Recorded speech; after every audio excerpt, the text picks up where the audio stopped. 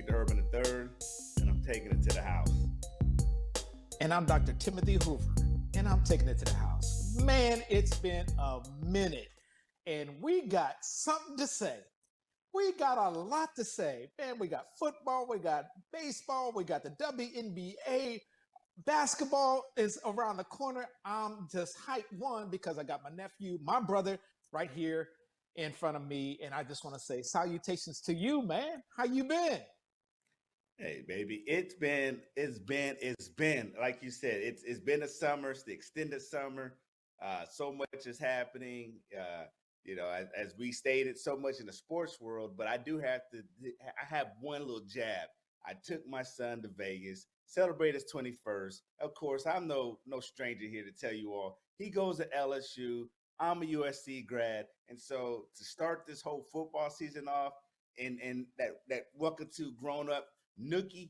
I went ahead and gave my son the business, as you saw USC handle business. So I mean, I'm still on that high.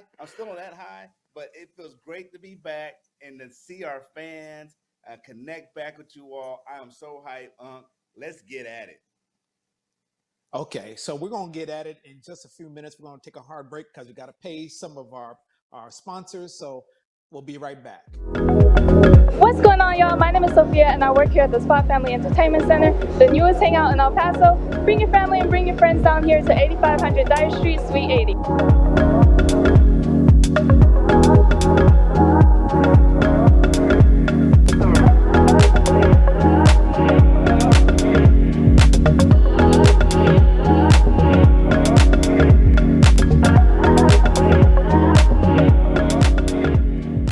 All right, welcome back. Well, you heard a little bit about USC and LSU, that opening salvo, okay, which made me think about Caleb Williams, but that's a conversation for another day. Now that USC does not have Caleb, what is their outlook? What are they going to be doing? You started off in the college world. I'm a Deion Sanders fan. What's Colorado going to do? Uh, uh, so where do you want to go with this? Brother, we got NFL, like I said, we got Otani. Man, we got to talk Otani. We got to talk Dodgers. The first 50-50 man ever. Colin Cowherd was talking about Otani is better than Babe Ruth. And, he got some pushback. And then Cowherd later said, you know what, maybe he's wrong. He is better. He is better. I think so. To be able to, let's go back. The start of this year. Let's go back to the interpreter and the money and everything. Huge distraction. Let's even go before that, where he's getting this huge contract. There is pressure on that. Then you come to one of the biggest markets in all of sports, that being Los Angeles. Yeah, you're in Anaheim, but that's a little bit different than LA, okay? Then the interpreter and then the expectations. Didn't start out really hot. Otani, I'm talking about, y'all. Didn't start out really hot, but look at the consistency, and the numbers add up to where he's at now. Over 50 home runs, over 50 stolen bases. There is an opportunity, a chance for him to get to 60-60. Is that even possible? So at the start of the year, you wouldn't have said, no, he's not going to do 50-50, because he didn't show this on the Angels. He didn't show this prowess. He showed speed. Yeah, he showed power, but to put it all together, and then he was pitching also. So maybe because he's not pitching, he can use some of that energy to steal a base or two. Maybe it's the size of the bases. I don't know. But what I have seen, what I have witnessed, is to see him put everything to the side and just be professional. Don't we ask that of all of our ball players, whether that's basketball, football, or baseball? Just be professional. When you step on the court or on the field or on the diamond, that you just do your best. And to me, he's doing his damn best. I can't wait for him to start pitching. I toss it to you, sir. So Otani, wow.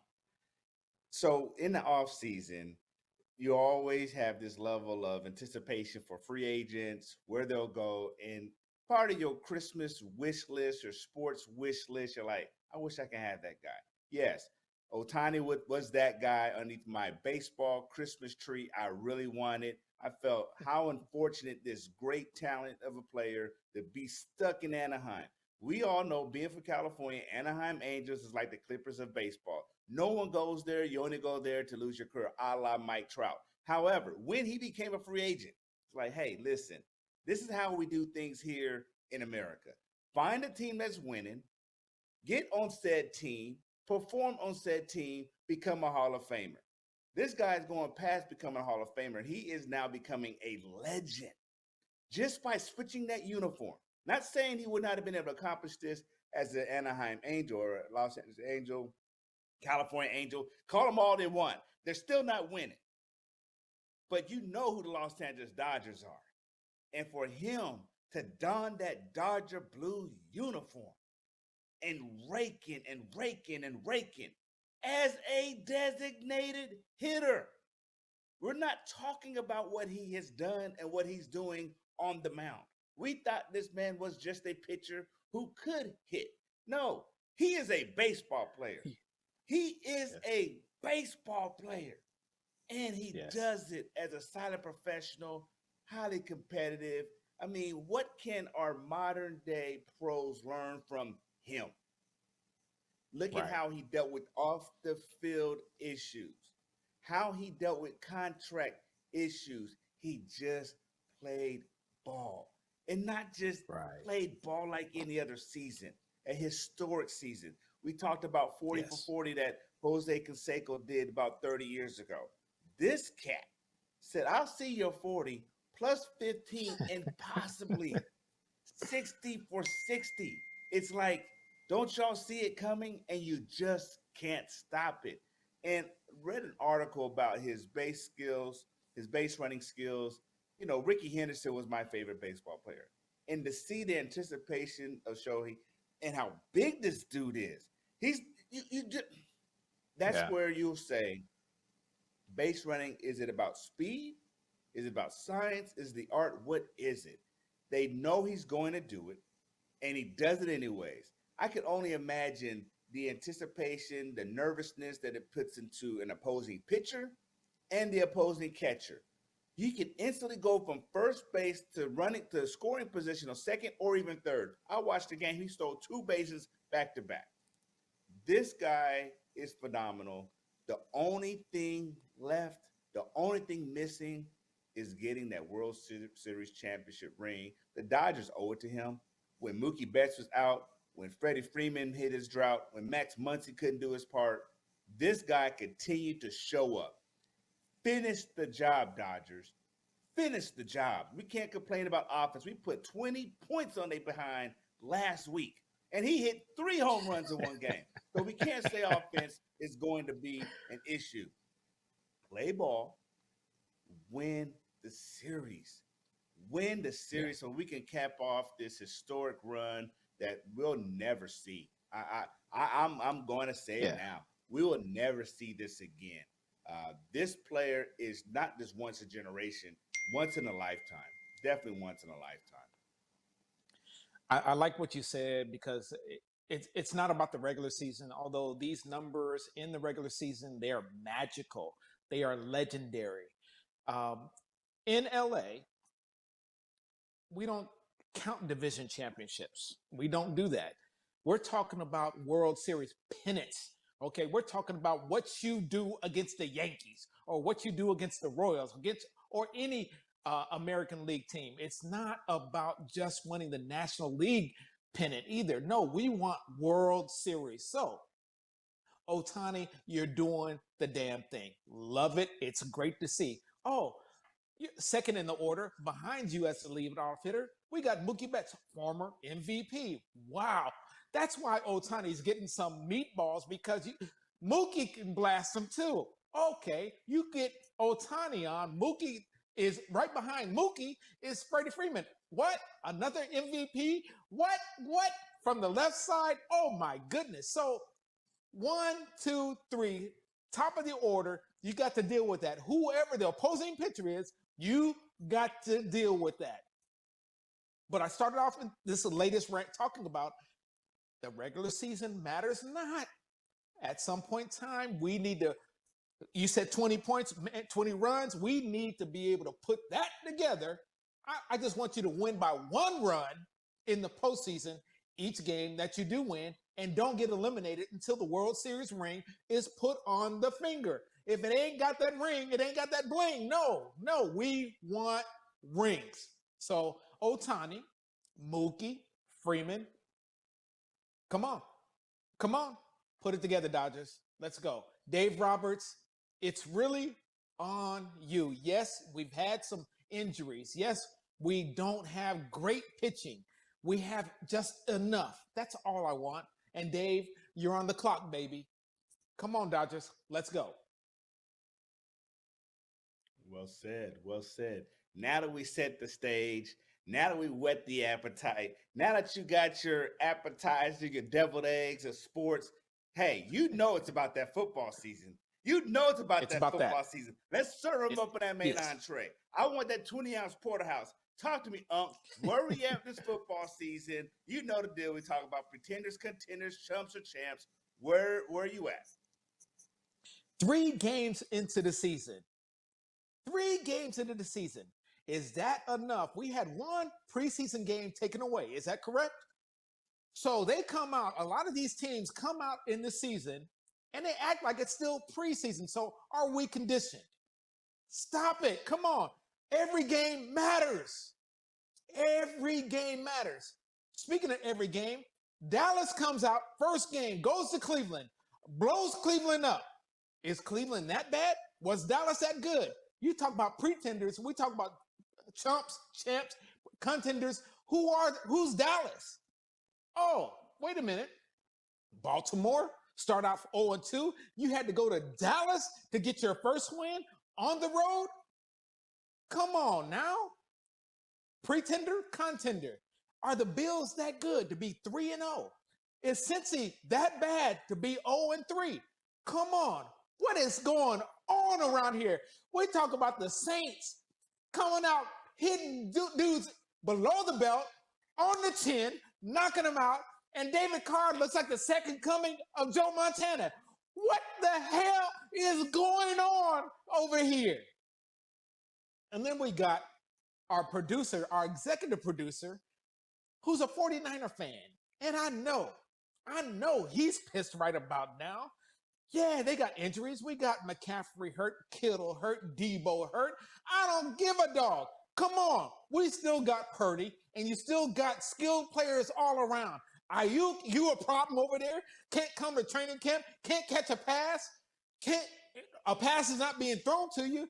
Man, I got a lot to talk about. I don't want to take too much of your thunder, brother. I don't know, after 3 games, who's for real. I don't know. And I don't know if we have enough sample size to say what you see is what it is what it's going to be. I don't know that yet. I don't know that. But what I do know is Josh Allen, after 3 games, looks like that dude right now. He looks like that dude. I saw him make a play last night. He's going to his left and backing up, throws across his body, hits a guy in stride, touchdown. Who does that think they can get away with it? He did. Then on the flip side, you got Mahomes. 4 interceptions in the last 3 games. Come on. He's barely scratching 200 as far as yards.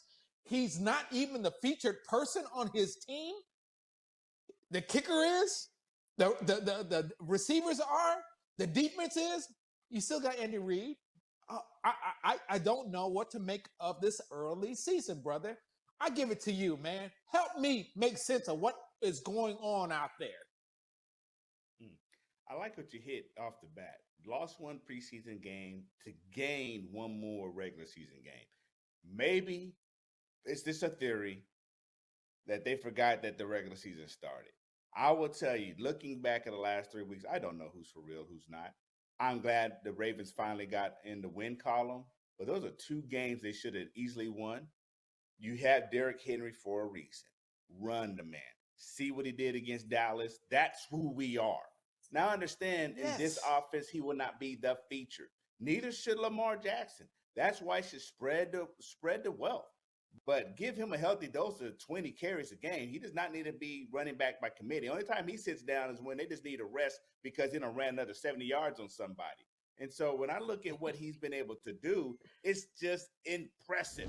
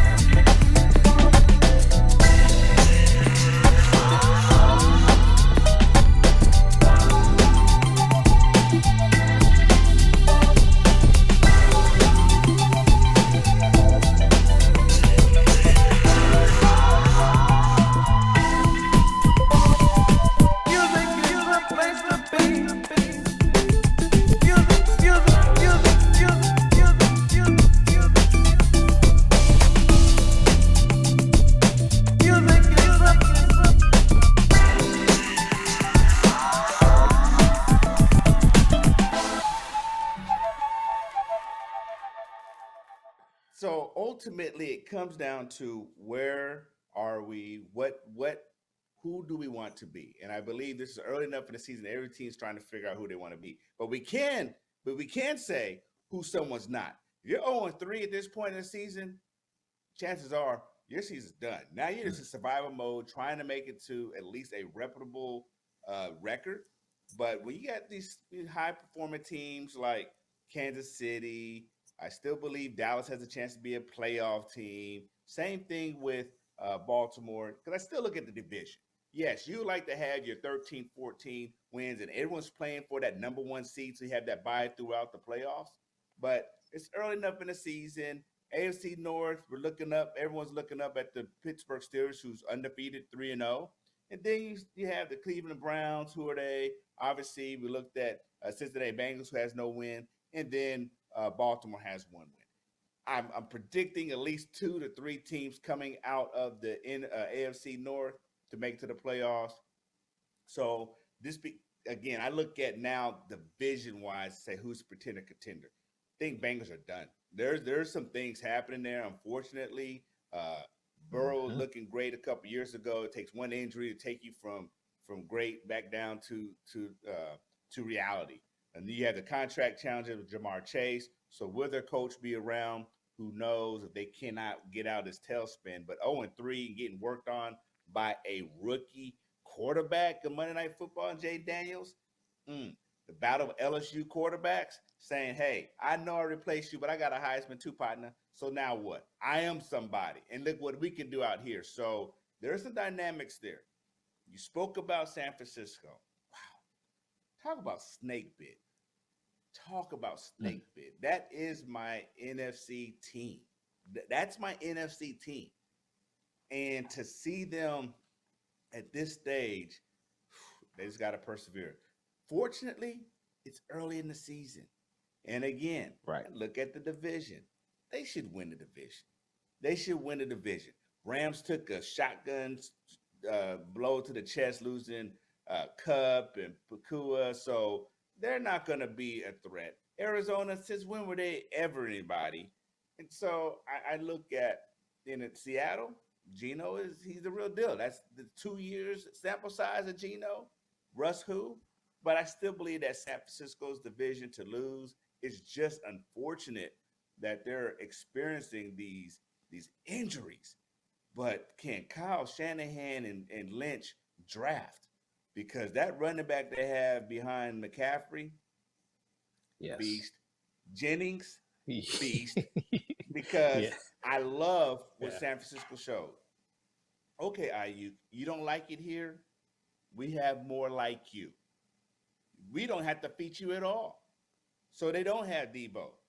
They could have gave the ball to Ayuk, but Jennings became that feature. I love it. So maybe that'll humble him to understand you're not bigger than the team. I don't need to be Belichick to make a statement. Yeah. You're not bigger than the team. We'll plug and play you. Can you catch the ball? You can perform. So I'll pass it right there for you because there is a lot there as far as early in the season, but I wanted to give you a chance to Yeah. respond.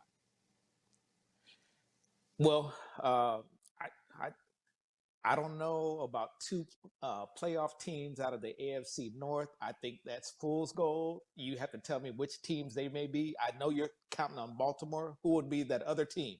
Pittsburgh? Is that they coming out? Okay. So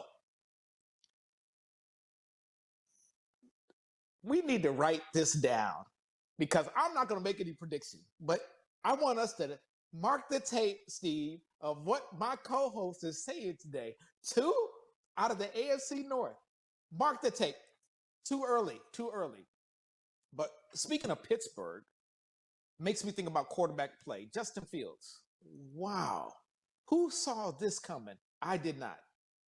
But look at the reclamation projects with Sam Darnold. And then you got Baker Mayfield.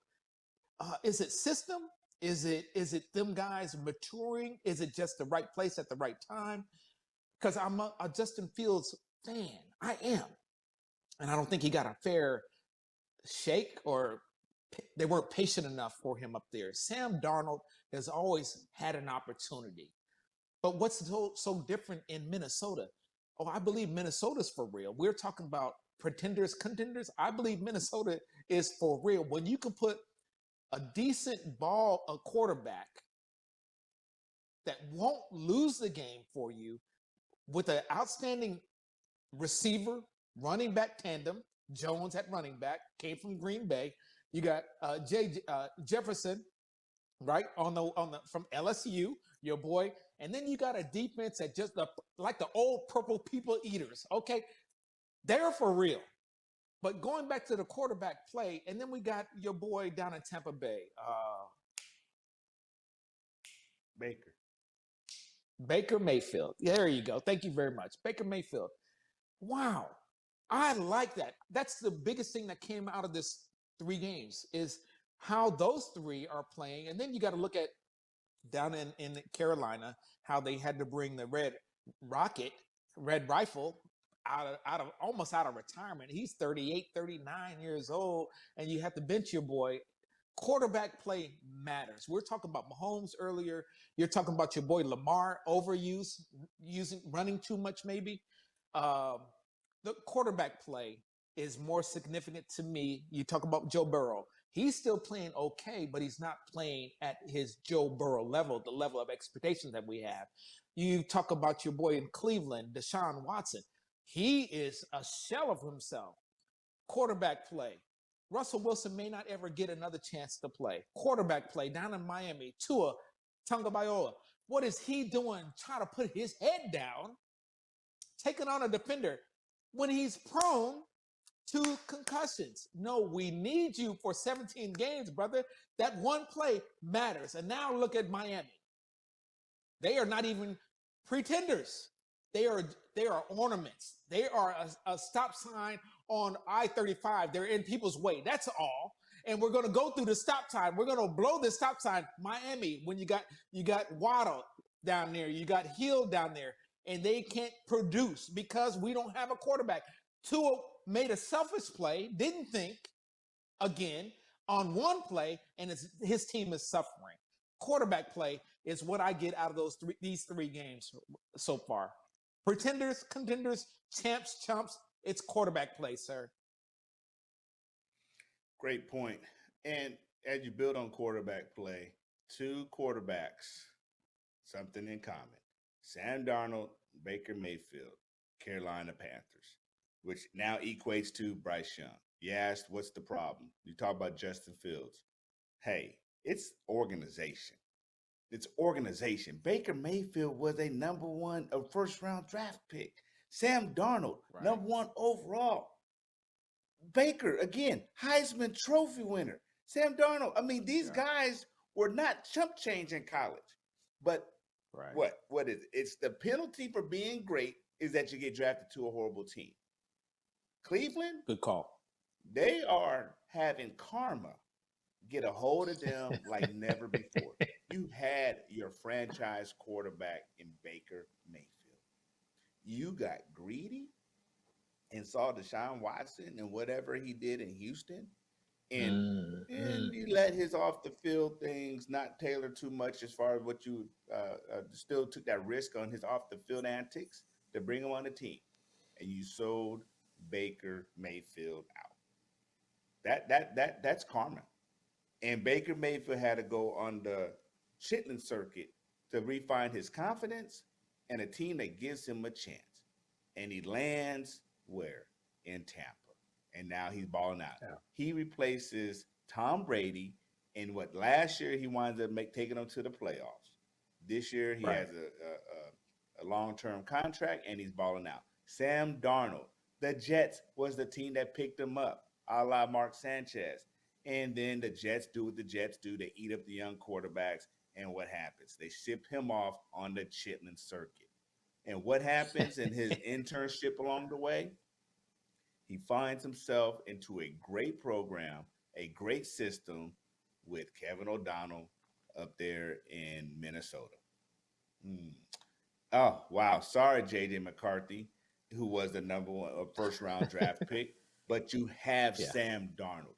And again, when you have a quarterback centric system, but also an organization, you saw what they did with Kirk Cousins, revamped his career. People say, "Oh, what's Kirk going there? What's he going to do?" He balled out. And so this is the point where Sam Darnold can prove to all the doubters, oh, I'm sure Miami's looking for someone to come in next year. Sam Darnold now has an opportunity in the next few weeks, this season, rebrand himself, to put a lot of stuff on tape, because there are some teams that will be looking for him. But what does he do? Because while J.J. McCarthy may have been the rookie, if Sam Darnold continues to perform the way he does we create a quarterback controversy up there in Minnesota because he is balling out. Yeah. So this is watch him, obviously, is an SC alum, but watch him ball out and be successful. It's great. But you talked about quarterback play. Some of that is definitely organization and how they chose and how they developed the quarterbacks. I am, to your point, a Justin Fields fan. I would love to see him rewrite his history. He had opportunities there in Chicago, but they don't treat there's a reason why they've had so many quarterbacks over the last 30 years and haven't had their franchise quarterback. So good luck to Caleb Williams. It looks like they have a solid system out there, but we'll see. But with Justin Fields balling out now in Pittsburgh, Mike Tomlin may have gotten his second coming of a franchise quarterback that they can rally around. And I'm with you. I think Russell Wilson's days as a starter is over. That's two teams since he left from Seattle. He overplayed his hand in Seattle. He went to play with a quarterback coach guru in Sean Payton and could not make it work. Now he's here in Pittsburgh, and injuries are taking a toll. He may have lost his starting opportunities in the league. I think Russ needs to think about that spot in Miami right about now. They could use a veteran. They could use his skill set. And Miami needs somebody who can pick it up like yesterday, pick it up and go with it. So you mentioned Caleb in Chicago. Will the Bears be patient with him? Hell, they're letting the boy throw the ball this last game 52 times. Come on. They're setting him up for failure, if you ask me. 52 times. Come on. When you got a running back resurgence this year, so far in 3 games, the running back play is outstanding. We talk about quarterback play. Running backs are resurging right now. How about Caleb handing the ball off? How about you let him dink a little bit instead of him trying to make or take the home run? So you're setting him up. Come on, coaching up there in Chicago, you're on the hot seat. You are on the hot seat because Caleb clearly can play. And if you call the play, he's going to try to execute the play because they only know rookie quarterbacks only know how to go one speed. And if it's not that first option, usually they don't go to the second option. So they're going to make that first option work. at the risk of an interception or getting sacked. He's going to create. He's going to do. He's not going to dink. He's not going to dunk. So come on.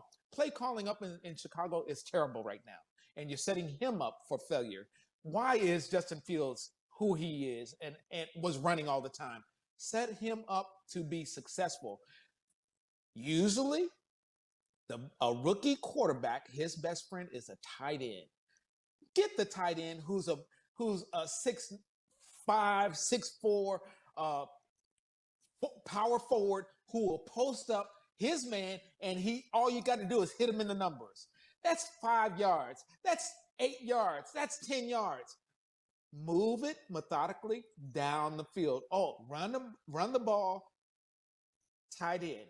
Run the ball, tight end, bubble screens.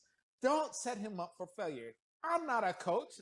I don't know what you guys do. But as an observer, as a man who's 60 plus years on this earth, who have been watching NFL long enough, I do know it's not rocket science. So don't make it harder than what it is. You got talent all around, Caleb, and a lot of these other players. And we talk about Justin Fields. You got talent, but you are responsible coaching, offensive coordinators, defense coordinator. You're responsible to helping these guys succeed.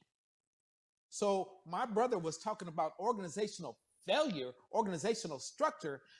I got to start with you because Sam Darnold and the Baker Mayfields, they come out and O-linemen, tight ends, DBs, these guys are all world, all league, all something, consensus All-Americans. Then they come to the pros and all of a sudden they can't play? No. How about y'all probably are not coaching them correctly. So instead of making them fit your system, you find out their talents, find out what they're good at, and build your system around the talent that you have. That's what I would do. But again, I'm not a professional coach. I'm just an amateur. I'm a Joe over here on the sidelines wanting everybody to succeed and nobody to fail. But somebody's got to win and lose. And coaches, your jobs are based on winning and losing. So you need to get out of your own way and find out what personnel you have. KYP, know your personnel and make them successful in their own talent, but build that talent together. That's what preseason does. That's what offseason does. And you guys need to make it happen. Yeah, great point. Talk about the quarterback play, and that's what's so disappointing to watch the Bryce Young story. I think he's done, bro. There's no way he comes back. You benched him. Confidence is gone. Organization says we don't trust you anymore. The Red Rifle had his resurgence. Same offensive system, and he performed in it. Same offensive system, Bryce Young couldn't perform in it. The quarterback, I'm not giving up. Head coach. Yeah. The head coach. Yeah, I'm not giving up on Bryce. The quarterback guru. I'm not giving up on it. Say again. I'm not giving up on it. I'm not giving up on him, but I think they did. That's the thing. I think they're doing an intervention on him for him and setting him back to where he should have been all along. Sit down, learn, and when you come back, be better prepared. That's all. Just sit down. And so psychologically, that's a hit. Yeah. How do they do that? I mean, unlike Green Bay, who's able to say, "Hey, Jordan, we know we drafted you pretty high, but you're behind Aaron Rodgers. You will sit." And now when he comes in, the old school, that's how they used to groom quarterbacks. That number one draft, he may sit for about good 2 years. But you got a CJ Stroud that goes out and performs for Houston Texans, and then you have a Bryce Young. I'm with you. Did they give up on him? Is he psychologically strong enough? To your point, they're all pro, they're all world, they've done it all. Now you come to the team that they say you have the keys to the kingdom, and they say, oh, wait a minute, giving them keys back. We got 16 games on tape from last year, plus these 3 games this year. Yeah, I think you're not ready to drive the car anymore. So sit back over here, take the clipboard, watch the Red Rifle do it, and we'll welcome you back with open arms. Again, Sam Darnold, Baker Mayfield all went through the Carolina Panthers quarterback clinic of professionalism. My case study would be Kobe Bryant, Phil Jackson, and Shaquille O'Neal. When they blew it up the first time, there was a lot of being said, but somebody had to soften their heart for Phil Jackson to come back. And that was Kobe, because Kobe recognized the greatness in Phil.